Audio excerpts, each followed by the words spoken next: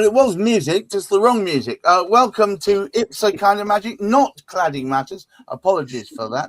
No idea what happened there. I will take full responsibility for later and tell myself off shortly. We are, in fact, IPSA Kind of Magic, the Association of Independent Personal Search Agents, currently stewarded, it might be said, by Heather Poole-Gleed as Chief Exec, and of course, our redoubtable Chairman, Hamish McClay, and one of its many members, Mahesh Karai. Welcome, one and all, today's podcast. The focus for today is talking about, I guess, why it's a new era for search professionals. And I think, as is traditional on this channel, Hamish, would you start us off? Well, indeed. Good afternoon to all of you. Interesting to note that many of us, in fact, between the three of us, who are actually sort of IPSA members, we have seen some remarkable changes since we got involved. I mean, Mahesh has been around much longer because he started working in land charges way back in the 90s. At least Heather and I are younger. Well, younger within IPSA, that is. But the changes are absolutely remarkable that we've actually seen the swaying backwards and forwards. Government ideas change. Sadly, we don't really get a housing minister that stays there long enough to understand anything about housing, yet we still have all of these changes sort of coming through from the government. But there's also an impact that we're seeing at the moment that really something has to be done to actually tidy up the whole operation of buying and selling properties. And there are many ideas and many thoughts and many discussions. And of course, it's excellent that we have Heather along today because she attends so many of the different meetings to see what these different characters, different ideas, different thoughts about what's coming in. And Mahesh, having been involved with basically sort of looking at turning Cardiff into a sort of using IT at the very early age in 1990 and digitizing what was going on in Cardiff. Cardiff got left behind, believe it or not, after all that lovely early work that Mahesh did, along with sort of Andrew Prismal, my predecessor. They fell well behind when eventually sort of the wondrous land registry caught up. So we've got land registry involved. And later on this year, from what I can understand, they're going to mess around with Shropshire to make if they haven't done it already. Heather will sort of correct me on that one. But it gives great opportunity as a consequence to many of us who are involved with the search, if you like, the search sector, because we don't just carry out searches, we do an awful lot more. We do a lot of collaborative work now, which is great because we've got these. So as many of our members will notice, we have got some tremendous sponsors who help us as well, that we work with too. So it's not just the IPSA members, it's our sponsors we work with as well. But they help us through those changes. But changes there are, and as a consequence, they bring with them opportunities. Welcome to the show, Heather. Thank you. It does appear, in this very short speck of time in which I've been involved, there's been some quite fair number of changes already, and as chief exec, you must have seen a fair number. First of all, looking back, what's been the most significant change that you've seen since your stewardship at IPSA? And second, what have you got in store for us in the near future?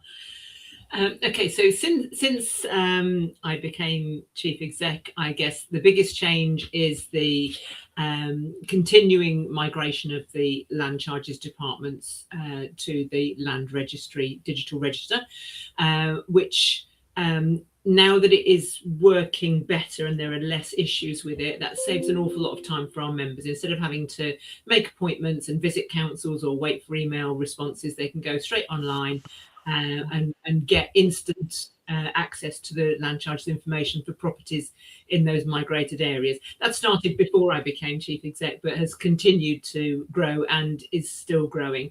I'm not quite sure what the intel is that Hamish has on Shropshire, because I'm not aware of anything that's happening in the near future with Shropshire. Oh, But so I'm not quite sure what that one is. But it's I think we were talking about the growth of AI and how we can use it as a tool, as long as we make sure that it is just a tool and that we don't try to use it to replace everything else.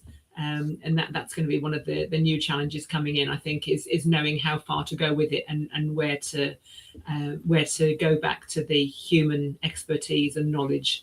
So it's where the balance is between using it as a tool and letting it take over. It does seem to be quite difficult for AI to develop a relationship per se. Yeah. With people, whereas what it appears to me is the very essence of what makes IPSA different than elsewhere is it's built on those long-lasting relationships. If I can come to you, Mahesh, I mean, I've heard you tell, I've heard Hamish tell that you've based your entire career on those relationships.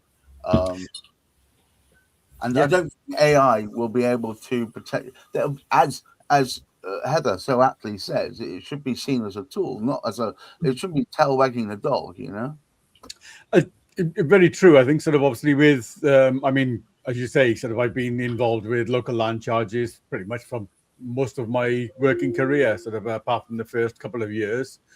I've always been in local land charges, whether it be good or bad. I've seen numerous changes from local authorities amalgamating from 3 into 1 in quite a few Welsh local authorities in the 90s, to now with HMLR doing the land registry transition for the local land charges. It will improve things once, obviously, the governments decide to work together, and obviously, sort of as Heather said, so obviously the housing minister and whatever else is obviously on the same ballpark as everybody else, then it'll work really well. But in terms of obviously sort of AI will be there as a tool to help us, but it won't take away what we do, because we are still there, as I mentioned before, to basically work on the little bits and pieces that AI obviously sees but doesn't understand. What do you find most useful within the AI pantheon for yourself? Myself, I don't really use AI that often. I've used it on a couple of occasions more recently to look up questions that my clients have asked me, to see if there's any information on the internet. Rather than me having to troll through it all, I just get AI to look at the questions or give me a suitable place to look for answers. In terms of doing the searches side of things, I don't really, I mean, I'm a more hands-on person, so I don't really fully trust AI as yet to be able to do my work. I think that's always going to be a problem. AI is definitely a tool that desperately wants to please you at all times. Yes. And if it can't find the right information, it makes it up. I mean, to be fair, I mean, I don't really trust HMLR information fully to sort of so I do have to look through it all and just make sure that the correct bits of information are there. It might be just the fact that the local authority on a particular job that I'm working on is not fully up to date with obviously all of that information. I think with Hamish and Heather can sort of quite clearly justify, I mean, sort of quite clearly, obviously, sort of corroborate with local land charges. There's a turnover of staff, which I think in the years that I've been doing it, it's getting more and more. And the more newer staff you're getting, the less old information that you've got. So whereas you've got the likes of Heather, Hamish, you've got Jackie Dyson, who's done local land charges for forever and a day. We've all got that experience, whereas the local land charges officers haven't. So where do they find those extra bits of information? Who tells them that they're doing their searches wrong? apart from HMLR. And HMLR are basically just regurgitating what land charges have. So it's not really, in terms of AI, yes, it can be a good tool, but you're going to miss a lot of information because the people who know how to do this job have basically either retired or decided that because of HMLR, it's not worth carrying on with their local land charges position anymore. Hamish, you've told me since unitary authorities started occurring, we're losing talent by the bucket load in land charges and so on, and you've got people dealing with it who potentially don't necessarily know where the stuff is or how to resolve issues. Very much the case. It's one of those sad aspects. I mean, the first people to go tend to be the most experienced because they're the most costly to councils. But they do look as the way of creating these unitary authorities. And we're going to see a little bit more of it, these sort of mayoral sort of elections sort of coming forward with the government. But I'm actually, but the problem with it is that expertise goes, but they've actually combined together 3 different councils anyway, or 4 different councils. And some of the members, if they're particularly new, they might know roughly how the one that they are working with has been operating, but the other 3 out of the 4, they wouldn't necessarily know. So they are challenged. So it is a part of the work that we actually sort of do is to refine the information that comes through. And what we tend to find, and land registry are very, very guilty of this, they do an overkill. It's probably better than underkill, but it's mostly overkill that they do. So a lot of their work does need to be refined. And I can see this becoming much more essential when more and more of these councils are being, I mean, there's a lot of them being made unitary. They're speaking at the moment, I don't know quite what they decide with Oxford, but unfortunately, I think they're going to try and stuff a few of us in with the Oxford City, which is that's one of the big challenges with that. Cities operate very differently to rural councils or rural areas, but unfortunately, you get tagged with that. But the expertise, as you quite rightly say, we do lose that, and that's one of the key issues in all of what's actually sort of going on. What we do have with IPSA, of course, we are refining that work, but there is a consistency. We are not constantly changing members who cover different councils. People set out and they start working with councils. They are regularly working with those councils. And that really makes a significant difference. And I think it might be in 2027 that Shropshire is splitting into 2 councils. But we shall see. Heather will probably not know until well after it's happened, but I'll keep you informed. Heather, I know that there's been certainly a move in the last year or two to improve and increase the number of both sponsors and also third-party organisations that you've kind of become associated with. Is that the general direction for IPSA? Yes, it is. And that's for 2 reasons. Obviously, there is a financial element to that. And if we've got sponsors, then we can afford to do more for our members. But also our sponsors and our corporate partner members have a lot of expertise and knowledge that they can share with us and that we can share with them. So it is sort of a win-win situation. And so we're always actively looking for firms that sort of dovetail with the sort of work that we do that would be interested in becoming corporate partner members or sponsors for our various events going forward. And at the moment, do you think that the focus should be on refining data?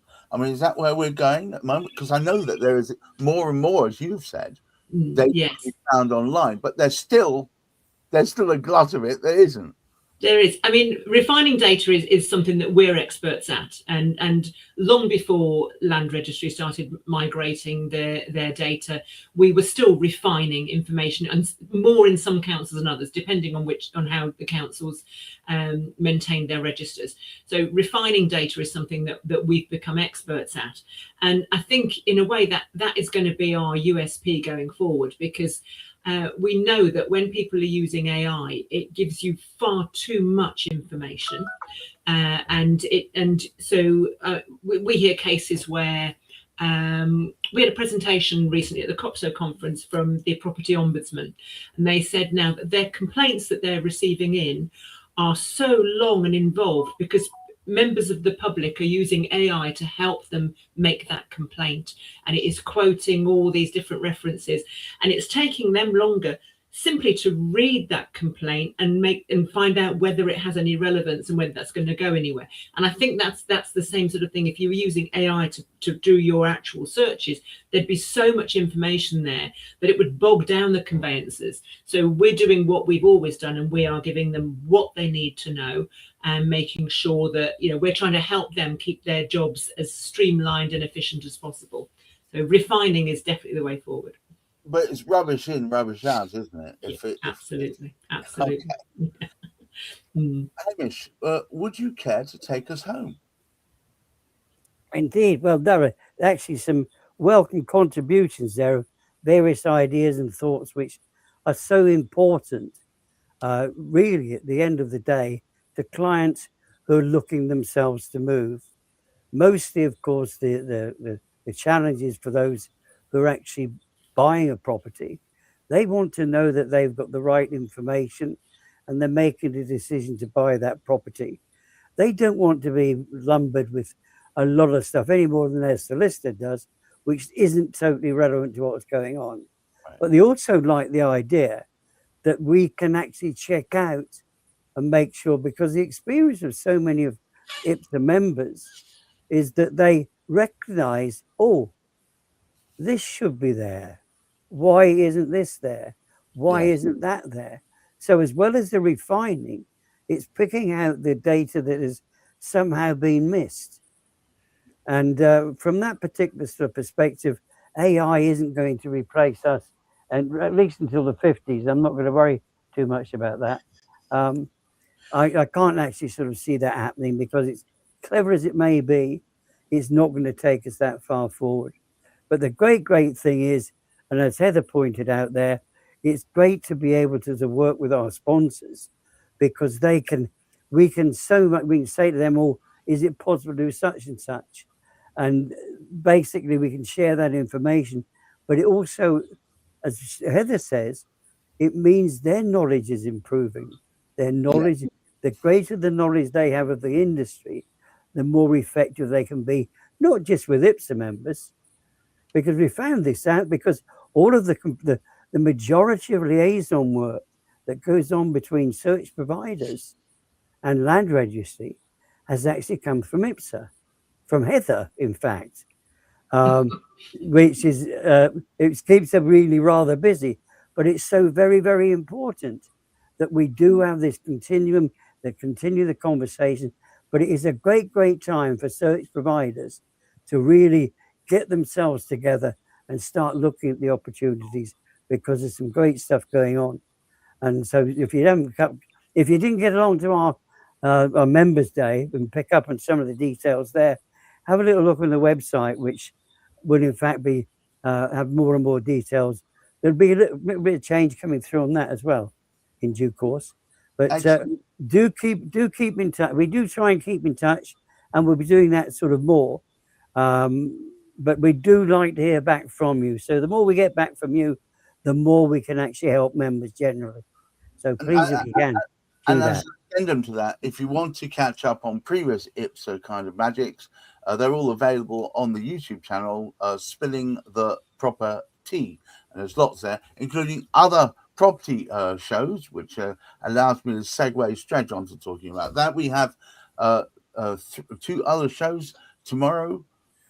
We have Property Quorum, which is a bit of a bun fight. We're going to talk about what's going on in the property industry. And on Friday, Cladding Matters, the all-conquering cladding matters, where we talk about property safety and also with relation to cladding. But I want to thank all of you. Heather, thanks so much. Mahesh and Hamish, for taking the time out of your busy days. And to all of you watching, please remember, IPSA, if you're not a member and you are a conveyancer, are interested, Heather will probably be the first person you should approach. And it's not a straightforward, come on, join us, the water's lovely. There are a certain amount of testing involved to make sure that they are up to the standard. I refer to it as like a kite mark. They are the kite mark of conveyancers. They don't provide you all the information, but the information they provide you is exactly what you need to make the best decisions in property buying. Until next week, keep your feet on the ground, keep reaching for the stars, stay hydrated, wear some sunscreen, and please look after that mental health. Bye-bye. Local skill with national connection. Independent, but never alone. IPSA, where your professional home.